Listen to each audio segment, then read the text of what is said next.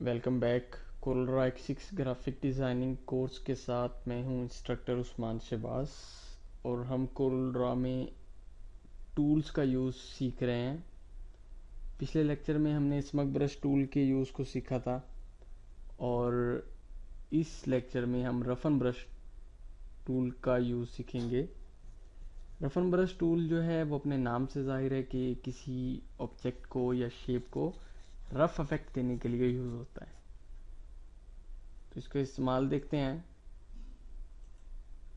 हमने यहाँ पे एक रेक्टेंगल को ड्रॉ किया हुआ है और इधर से सेकंड जो टूल है उस पर क्लिक को दबाए रखें तो सारे टूल खुल जाएंगे। उसमें हमारे पास तीसरा टूल जो है वो रफन टूल है, उसको सिलेक्ट कर लेंगे। इस टूल का जो साइज़ है वो यहाँ से एडजस्ट हो जाता है और मैक्सिमम 2 इंच है। आप इसको कम भी कर सकते हैं। मैंने यहाँ 1 इंच लिख के एंटर किया तो देखें 1 इंच हो गया है और इसको 2 इंच लिख के एंटर करते हैं तो 2 इंच हो गया।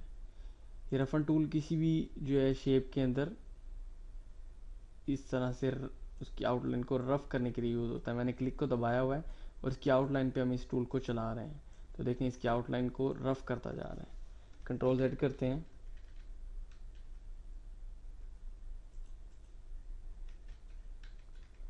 जी, तो ये हमारे टूल का साइज़ है। हम अपने टूल का साइज़ यहाँ से एडजस्ट कर सकते हैं और अगर हम इसका साइज़ छोटा कर देंगे तो फिर ज़ाहिर बात है कि इस रफ के इफेक्ट में भी कमी आएगी। उसके बाद यहाँ पर आ रहा होगा कि फ्रीक्वेंसी ऑफ स्पाइक्स। ये फ्रीक्वेंसी ऑफ स्पाइक्स क्या चीज़ है? ये जब हम इसके ऊपर इस टूल को चलाते हैं तो इसके अंदर से नोकीले से शेप निकल आती हैं, नोकीली सी शेप्स निकल आती हैं जो हमारे सब्जेक्ट को रफ करती हैं। तो वो जो उनके दरमियान फासला है वो खुली खुली हो कि वो तंग तंग हो, वो हम यहाँ से एडजस्ट कर सकते हैं। अगर हम ये एक पे होगा तो वो खुली खुली होंगी, जैसा कि ये देखें।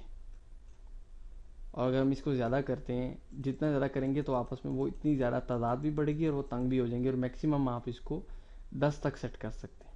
तो हमने इसको 10 सेट कर दिया है और अब हम इस साइड पे इसको प्रैक्टिकली देखते हैं। तो अब आप यहाँ देखें कि ये नहायत बारीकी के साथ और ज़्यादा तादाद में बन रही हैं क्योंकि हमने वहाँ से स्पाइक्स की जो फ्रीक्वेंसी है उनको ज़्यादा कर दिया। तो आप इसको भी अपनी मर्ज़ी से एडजस्ट कर सकते हैं। उसके बाद जो नेक्स्ट ऑप्शन बार में चीज़ आ रही है वो ये है टाइल्ट। टाइल्ट की ऑप्शन जो है वो 50 हमने दी हुई है इस टाइम, और अगर हम इसको 50 से काट के 10 कर लेते हैं और एंटर करते हैं, अब आप देखेंगे कि जब हम इसके ऊपर वो इफेक्ट बनाएंगे तो वो काफ़ी गहराई में बनेगा।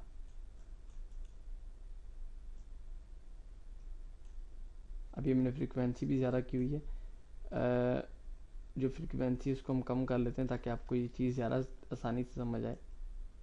ये देखिए, अब ये जो इफेक्ट है ये काफ़ी गहराई से होके बाहर निकल रहा है और ये काफ़ी गहराई में होके जा रहा है। तो ये ऑप्शन हमने यहाँ से सिलेक्ट की है कि यहाँ पे टाइट लिखा हुआ है यहाँ से। तो इस तरह से हम अपने किसी भी ऑब्जेक्ट को रफ किस्म का इफेक्ट लगा सकते हैं।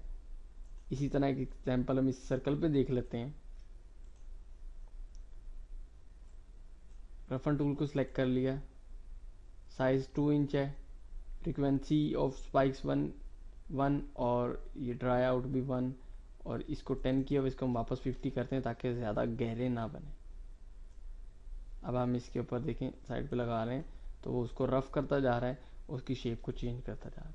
इसी तरह हम यहाँ से फ्रीक्वेंसी ऑफ स्पाइक्स को ज़्यादा करते हैं और अब देखते हैं कि कैसा इफेक्ट आता है। तो अब आप ये देखें इसके अंदर ये कैसा इफेक्ट आ गया। अक्सर आप लोगों ने देखा होगा ब्रोशर्स वगैरह में जब किसी चीज़ की ऑफ़र दी होती है या कहीं फ़ीस के बारे में ऑफ़र लिखी होती है कि भाई फ़ीस के अंदर इतनी कमी कर दी गई है, तो वो ज़रा एक इस तरह का स्टाइल बनाया होता है। तो वो स्टाइल इस तरह से भी आप बना सकते हैं। हमने एक रेक्टेंगल ले लिया और रफन टूल से इसको क्लिक करके ये देखें फ्रीक्वेंसी फुल की हुई है और इसके अंदर वो जिग जैगिंग किस्म का बड़ा खूबसूरत सा इफेक्ट आने लग गया। तो इस तरह से आप इसके अंदर इफेक्ट ऐड कर सकते हैं।